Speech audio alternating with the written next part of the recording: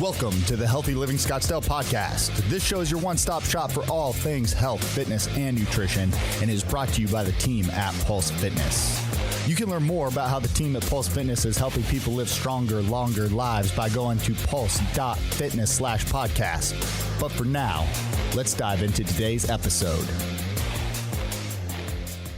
Hey, welcome back to the Healthy Living Scottsdale podcast. I'm your host, Coach Zach. I'm here with Zach, Coach ZK, who's fired up for this episode, and sweet as candy, Coach Brandy. What's up, guys? What's up? What's going on? Zach, why are you so excited for today's episode?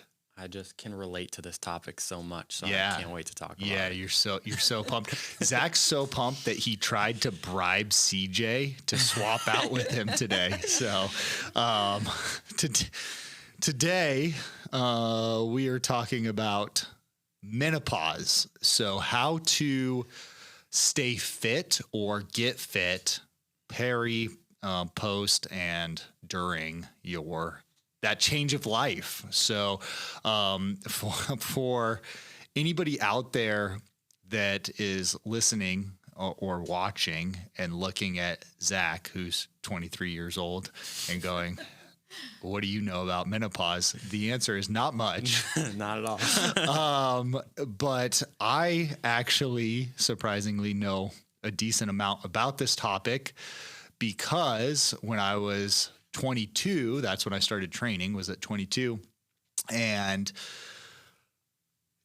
I learned just because of my clients and the changes that they were going through. And I just had to do a ton of research in order to figure out how to help them. Right. And so it's been a decade basically of me learning about this topic and learning how to help these clients. So that's the topic for today. But let me back up and do our client of the week, who is not associated with this topic whatsoever. I said we should do a guy, just so we're not like putting it out there that this person's going through menopause, but Brandy had somebody. Yes. So Brandy, I'll let you do it this week. Yes. So Leah Minthorn, she is doing amazing. So we're going through our strength phase. She's been hitting PRs, working super hard, like upping her weight. She's coming in almost every single day, just making it happen. So I'm just really proud of her. So go Leah, keep it up. Go Leah. I love the Leah Jeff dynamic at 5 p.m. So Jeff likes to always grab lighter weight than he's capable of lifting. And Leah always grabs like the heaviest weight she possibly can lift. And I love that she just trash talks him. Yes. And she just like eggs him on, trying to get him to lift more. So awesome. I think she makes everyone around her lift more or work harder. She's one of those people. I think 100%. And she's like this intense hockey mom. Mm-hmm. So she fits the stereotype. One of my favorite moments with Leah was when she hit a PR, a barbell back squat. And so she wanted me to take a video so she could send it to her son, who's a hockey player in high school, showing him that she could beat his PR. So that was pretty great. That is great. And when we do like a holiday boot camp or something, she'll bring him and she just schools him on all the workouts. So, which I love to see when little like teenage kids, they're 13, 14 or whatever, and they think they're so fit and they're like, yeah, you start to get the ego, and then they see their mom who can just kick their butt at a workout, which is pretty sweet. So, we love you, Leah. Thanks for being awesome. And shout out to your husband too. He's cool. So we'll keep him around too. All right. So back to topic of the day. So talking about menopause, how to stay fit around that time of life. So it happens all the time. We decided on Tuesday to talk about this topic today. And then yesterday, I have a consultation with somebody. I'm like, how are we doing? Are you going through this? And like, of course, Absolutely. Our main demographic is kind of like 40 to 60 in that range. So, of course, we're going to see it a lot with women. But what happens is these women kind of develop a plan that works for them for the majority of their life. For 40 years, they're able to, like, okay, I'm gaining a little bit of weight. I want to stop that. So they start doing some cardio, and they just kind of decrease the amount that they're eating. They clean up the diet a little bit, and it worked for them for 40 years. They kind of yo-yoed a little bit. And then all of a sudden that just stops working. It just stops working. And no matter what they do, they retain body fat. So we see it all the time, and there's so much information out there that women come in and they're like, I don't know what to do. I just don't know what to do. What used to work for me doesn't work. I'm gaining fat in all these places. I've never gained it before. And, there's obviously the other things that happen as well, like that you have trouble sleeping, or energy levels are way down, libido drops, like all these things kind of change. But the aesthetics, right? Like starting to gain body fat is usually the prompt that sends people in to meet with us. And they're going, there's all this information. I don't know what to believe, what not to believe. Just show me the way. Right. So, that's what we do. We show them the way. Zach, you know nothing about this topic, so I'm just gonna skip right over. I'm just gonna go the opposite direction over to Brandy and just say, like, Brandy, share some words of wisdom for anybody that's going through this change. Sure. So, a couple of things, like you said, the weight gain is common, and that's because metabolism is slowing down. As women go through menopause, they're not, their body is not making the hormones that it used to make. The estrogen and progesterone levels start to go down. So their metabolism slows down. They put on weight, also lose bone density. So those are two of the big things that are happening. So strength training will help to prevent the weight gain, and also will improve the bone density. You'll be stronger. Also help to put on muscle mass, because that's another common symptom from going through menopause is losing muscle mass. I was researching for this episode, and the North American Menopause Society says that women can lose 1% to 3% of muscle mass per year when they start to go through menopause. So increasing the muscle mass is something that can be achieved through strength training. Yeah. That's basically like sums it all up, right? Is when somebody comes in, we do the in-body scan. It tells us bone density. It shows us muscle mass. It shows us body fat. Gives us a breakdown of where all of those things are, and we see like the bone density is low, or it's not necessarily always too low, but it's on the lower end. So we need strength training in order to increase the bone mass. And then the strength training is going to complement the hormonal changes instead of fighting against it.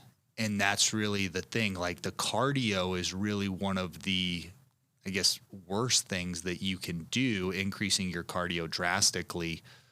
It's gonna cause you to retain more body fat, which is already the problem. And then it's going to cause you to use your muscle tissue, break that down, and use that as fuel. So now we're already losing muscle mass. Right. Now we are basically telling our body, use that muscle as fuel. So eat away at it. So that's going to reduce our muscle mass further. We reduce our calories, because that's what's always worked for us in the past. And I'm going to stop saying us, because it's making me uncomfortable. I'm always like, yeah, we can do this. And I put myself in that group, but I'm sorry, I'm not going to ever probably go through this myself. At least I hope not. So women will decrease their calories, and then that just contributes to the slowed metabolism, contributes to the decrease in muscle mass, especially if their protein's really low, which we'll get into. And then, you know, they're doing this cardio, and that's just not going to eat away at the body fat. It's going to eat away at the muscle tissue. Right. So it's like this perfect storm. So people come in and they're totally like, wait, what are you saying to me? You're telling me completely the opposite. I got to do exactly the opposite of what I've believed that I needed to do my whole entire life. Right. And that's a really big challenge for people to kind of get through their head. All right. Zach, do you have anything to add? I would say it's very similar to how we the reason we have to train our older clientele with load bearing stuff as well, as far as just doing cardio equipment and stuff like that. Because you go to any normal gym, that's really where you see all the older people are usually just on the cardio equipment, kind of just slow, steady state stuff. But older clients have to lift, and they have to lift weights for the same reasons. As you get older, naturally your muscle mass is going to decrease. It's hard to maintain your muscle mass, and your bone density, your bone strength of your whole skeletal system gradually decreases if you don't constantly affect it with load bearing activities. So pretty much all the stuff that we talked about, protein intake, it's completely in line with our older clients and how we have to train them, whether they're male or female. Yeah. And by older, because Zach's 23, really he's talking about anybody that's older than him. No. Older population, 60 plus. It's tough if you just have somebody who doesn't have a history of weight training to get them to be you need to lift weights, because unfortunately people just think they know from things that they've seen on whatever, social media or whatever it is, and they think that lifting weights can injure you. Obviously anything can injure you, but they think it's dangerous when you're older because you're weaker. But you're weak because you don't lift weights, and even if you're not doing intense exercises throughout your daily life, you need to be strong, your bones and your muscles and tendons and everything, just for walking downstairs, getting up off the couch, things like that. And that only happens through strength training. So yeah, and one of the things that's nice, right, is as you age, typically you have more income, hopefully. Yeah. And as you age, you're at higher risk of injury. And the longer you go without working out, if you've never worked out, then you don't want to just dive into the gym alone, right? So hopefully you would have a little bit of funds in the budget to devote towards getting a coach, getting a trainer, somebody to put together a program for you and walk you through every workout to make sure you are doing it right. Your form's not bad. You're not at risk of injuring yourself. And that would be, I guess, one of the nice things is when you are going through this, you might have a little bit more of resources available to coach you through it. A lot of our members do hormone replacement therapy, and I personally am not a big fan of that. I think there's natural ways to go about it. However, I'm not necessarily against it either. But one of the things that we see that I'd like to educate our clients on is that a lot of times hormone replacement is about a 6-month to year-long process for the doctor to get the dosage right, where you're not now having negative symptoms from the hormone replacement therapy. Mm-hmm. And there's lots of different mechanisms for the delivery of that. There's troches, which is like a tablet under the tongue. There's creams, there's patches, there's injections, there's pellets. They all have their pros and cons, but just know that if you're gonna go down that rabbit hole, understand that there's gonna be a period of time where you're gonna have to get things figured out, and you may experience some symptoms from that. Sleep, not being able to sleep is a very common one. Weight gain, very common one. Right? Metabolism issues with the thyroid, like those different types of things can result from that. So if you are listening to this and you haven't gone through menopause yet, but you know it's coming, the best thing you can do is get in shape now, because it's going to be much easier for you, hopefully, if you start earlier. Get your diet in check now, because then we're not have that's going to help you with the symptoms that you're going to be having, and hopefully balance out the hormones so that we don't have to do that hormone replacement therapy. Who knows? You know, I said I was going to stop saying we. I'm on your side. I'm on your side. I'm trying to help you. But hopefully we can. I did it again. See, I'm in your corner. I'm in your corner. I'm just saying, hopefully you can avoid a lot of that, I guess, that period of time where they're trying to get it figured out. Right. So let's talk about diet. So diet changes, I guess dietary needs can change somewhat when you go through this change. There's a lot of research that will show like a higher protein, higher fat diet, more like a ketogenic diet, is more effective for weight loss with people that are going through menopause. I am not a pro any diet fan, right? I think that the best diet they all have the same things in common, which are like eat vegetables and fruits and whole foods and avoid processed foods. But there is something to be said, I guess, for eating based off of what you have going on that's going to help you and complement that. So what do you guys think about different, I guess, dietary needs, or like a ketogenic diet for somebody that's going through menopause? I think what you said about increasing your protein intake and healthy fats, I think that's something that anyone can do. And we'll see the benefits from increased protein, eating a whole food, healthy, balanced diet. So I think that can help someone that's about to go through menopause, going through menopause, and also help, really anyone who's wanting to have a healthier, better diet. One thing that happens with menopause is your insulin sensitivity changes. And so a lot of times, like an intermittent fasting type of plan or time restricted eating plan will help balance out your blood sugar levels. And so that's something that if you are doing intermittent fasting or time restricted eating and you're doing it correctly, you will have a higher fat, higher protein diet, because those are the needs if you're going a long period of time without any calories that you're taking in, right? So kind of same thing, Zach, like under the... Yeah, and I would say like as far as like transforming your diet based on your dietary needs and things like that, it's usually the best route to take if you just make alterations to your current diet, as opposed to looking to like completely outsource what you currently eat to a brand new diet. Because anybody that's done that, like, it's tough to like stick with something that's totally different, and it's like food maybe you don't like, or you're just doing it because you know you need it.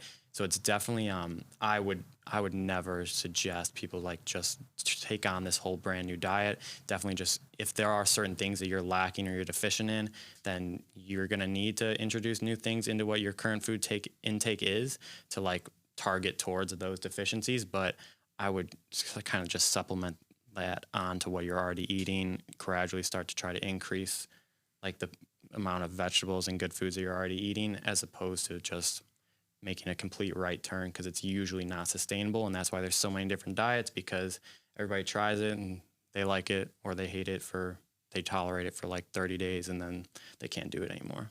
Yeah, you're much better to start slow and baby step your way there and have it be realistic for you than just going really hard for 30 days. And then that's the yo-yo thing. That's what got you into trouble in the first place. Because if you yo-yoed your entire life, it does make it harder for you to lose weight later in life, because as you undergo those hormonal changes, your body becomes less and less sensitive to the changes in your diet. And so it takes longer for you to see the results from that. So yeah, absolutely. Like the short-term changes are not going to help all that much. Right.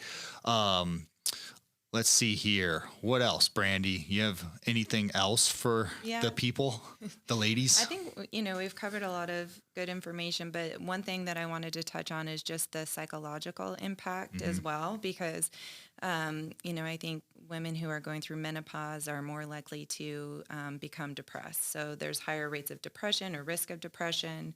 They feel that their body is kind of out of control. And I think strength training can really help to improve make you feel stronger, helps to prevent depression, feel like you sort of have control over your body as you're going through this program that we've helped to develop and create for you and walk you through it. So it'll help with reducing depression, also help with sleep as well. If you're in the gym working out, strength training, that's going to help you sleep as well. So, yeah, the brain chemical balance, right? It's huge, and the more you work out and train, the more balanced that should be in theory, right? The other thing in addition to that is, I'm sorry to tell you this, but you will never weigh as much as you did when you were in college or high school. Your weight changes, and it absolutely does not matter what you weigh. If you're how tall are you, Brandy? 5'5.5". You're 5'5.5". Do you want to share your weight with everybody? I weigh 121. Okay. 122. If you looked exactly the same, but you weighed 200 pounds, would it make any difference to you whatsoever? No. No, exactly. So the weight does not matter. And most likely in 10 years, like, you'll be 10 pounds heavier. But if your skeletal muscle mass is the same and your body fat percentage is the same, it doesn't matter. So women will get on the scale and their weight will fluctuate 3 pounds, 5 pounds, whatever. Unless your body composition is changing, stop. Like, it does not matter. Don't let that mentally affect you, because the number on the scale, it's a liar. It doesn't equal what is actually happening within your body. Right. And people naturally gain weight as they age up until a certain point, and it goes at the opposite direction typically. But the weight doesn't matter. That's why we do the in-body scan. That's why we want to know what your bone density is, what your muscle mass is. We want to know how much body fat you have and where it is. Take control of that and look at those numbers. Don't let the number on the scale, like the actual weight, affect you. If you're gonna do anything as a female and you're worried about it, then take measurements. Take some key measurements and stop looking at the scale, because that will affect the depression piece, the mental side effect of it, right? Yeah, I think that's super important. Okay, and then I have one last thing, unless you guys have anything else, but the drinking, the alcohol. So I see this with our middle-aged clients. The alcohol tends to increase as they get closer and closer to, like, retirement age, or their 50s. If you're drinking every night and you're going through menopause or getting ready to go through menopause or postmenopausal, that is going to have a much bigger impact on you than it did when you were 25 years old. Right. So you were most likely you are not going to feel your best and look your best if you are 40 plus and you're drinking regularly. I'm sorry. That's just the way it is. I wish we could have our cake and eat it too, or our wine and drink it too, but that's not the case. It's going to wreak havoc on your hormones, and typically just cutting that out or reducing it down to once or twice a week, our members will lose 10 pounds of fat in a month, just from eliminating the wine. So I'm sorry. I wish it were different, but it's not. You can't drink every single night or 4 nights a week and expect to be in phenomenal shape and not have all of the symptoms of menopause. So, what else? You got anything else, Zach? No, I mean, talking about the drinking thing, the best way to put on weight really fast is to drink your calories. So, in like anything, even like people that just drink soda and all that stuff, like that is like the quickest way to like tally up how much calories, and like, because so like just in like carbohydrates and proteins, you have 4 there's 4 calories per gram that you consume.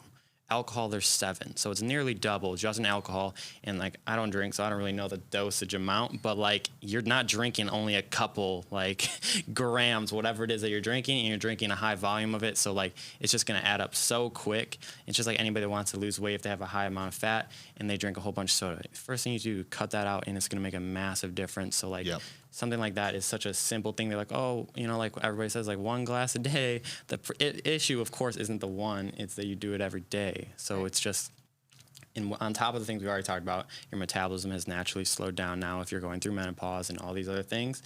That's just the perfect way to just compound on all the problems that you're already having. So, Yep. Cool. All right, guys, that's all we got for you. But this is a topic that comes up constantly. And if you are, like we said at the beginning, if you are just trying to research and you're looking for solutions and hope and you're not sure what to do because there's so much information out there, we have the roadmap. We have the plan, and we have the clients that are testimonials to how you can feel awesome and look awesome, even peri and post menopause. So hit us up if you need some help, and we're happy to help. We want to help. So that's it. Thanks for listening, and we'll talk to you guys next time. CJ's not here, so do either one of you have an outro today? Not an outro, but be well. yeah, have a good weekend. Thank you so much for listening to the Healthy Living Scottsdale podcast. Do you have a question that you'd like for us to answer live on the podcast? If so, all you need to do is head over to the Apple Podcast app on your iPhone and do 3 simple things. First, leave us a rating and review telling me what you think of the podcast. In that review, ask anything you want related to health, fitness, or nutrition. And if you want a shout out, leave us your Instagram handle or name. That's all you have to do. Then listen to hear your questions answered live on the next Q&A episode.